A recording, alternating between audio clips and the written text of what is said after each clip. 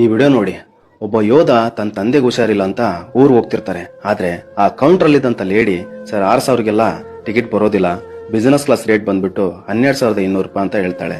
ಆದ್ರೆ ಆ ಯೋಧ ಮಹಿಳೆಗೆ ತುಂಬಾ ರಿಕ್ವೆಸ್ಟ್ ಮಾಡ್ಕೋತಾರೆ.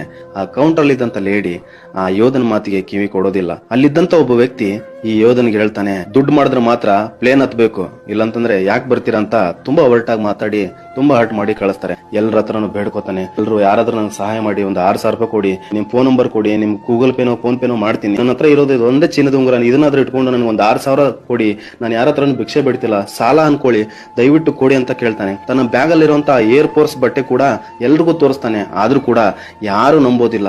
ಅಲ್ಲಿದ್ದಂತ ಒಬ್ಬು ಕೂಡ ಆ ಯೋಧನಿಗೆ 1 ರೂಪಾಯಿ ಕೂಡ ಸಹಾಯ ಮಾಡೋದಿಲ್ಲ. ಆ ದುಡ್ಡುಗಿದ್ದಷ್ಟು ವ್ಯಾಲ್ಯೂ ಯಾವ ಯೋಧನಿಗೂ ಇಲ್ಲ, ಯಾವ ರೈತನಿಗೂ ಇಲ್ಲ.